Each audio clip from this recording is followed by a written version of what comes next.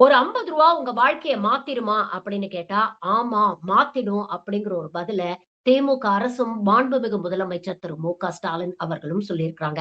எப்படி மாத்தும்? தமிழ்நாடுல தன்னுடைய தொகுதியான கொளத்தூர்ல ஒரு புதிய முயற்சியை மாண்புமிகு முதலமைச்சர் மு.க. ஸ்டாலின் அவர்கள் தொடங்கியிருக்கிறாரு.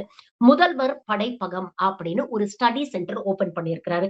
ஏழை எளிய மாணவர்கள் அதிகம் பணம் செலவழிக்க முடியாம ஸ்டார்ட் அப்ஸ் ஆரம்பிக்கணும்னு நினைக்கிறவங்க, அதற்காக உட்கார்ந்து டிஸ்கஸ் பண்ணணும், இல்ல பிளான் பண்ணணும்னு நினைக்கிறவங்க, யுபிஎஸ்சி எக்ஸாம் படிக்கிறவங்க, ஐஐடி, ஜேஇஇ, நீட் என்ட்ரன்ஸ்க்கு பிரிப்பேர் பண்றவங்க, இவங்களுக்கெல்லாம் அமைதியாக படிக்கிறதுக்கு கான்சன்ட்ரேட் பண்ணி படிக்கிறதுக்கு ஒரு இடம் தேவைன்னா, அவங்களுக்கெல்லாம் ஐடியல் ஸ்பாட் தான் இந்த முதல்வர் படைப்பகம். இங்க அரை நாளுக்கு வெறும் ரூ. 50 ஒரு நாளைக்கு வெறும் ரூ. 100 கட்டணம் தான் வசூலிக்கிறாங்க.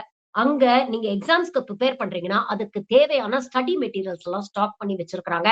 நீங்க ஸ்டார்ட் அப் ஆரம்பிக்கணும், டிஸ்கஸ் பண்ணணும்னா, அதற்கான எக்ஸ்க்ளூசிவ் கான்ஃபரன்ஸ் ரூம்ஸ் இருக்கு.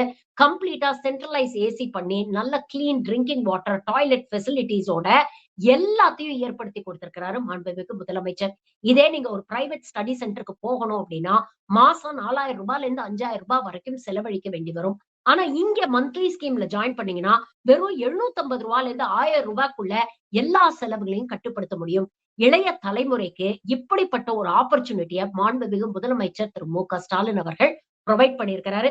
இதை விரிவுபடுத்தி தமிழ்நாடு பூரா இளைய தலைமுறைக்கு, அடுத்த தலைமுறைக்கான படைப்பகங்களை உருவாக்க போறார். எவ்வளவு நூதனமான, எவ்வளவு தொலைநோக்கு பார்வையோட இந்த முயற்சி அவர் கையில எடுத்திருக்கிறாரு அப்படிங்கிறத யோசிக்கணும். இப்படிப்பட்ட திராவிட மாடல் தான் இந்தியாவுக்கே தேவை அப்படிங்கிறத உணர்ற மக்கள் கண்டிப்பா மீண்டும் திராவிட 2.0க்கு தான் ஓட்டு போடுவாங்க. எது எப்படியோ படிக்கக்கூடிய இளைஞர்களுக்கு, தொழில் முனைவோர்களுக்கு ஒரு எக்ஸலன்ட் ஆப்பர்ச்சுனிட்டியை ஏற்படுத்தி கொடுத்திருக்குது திமுக அரசு.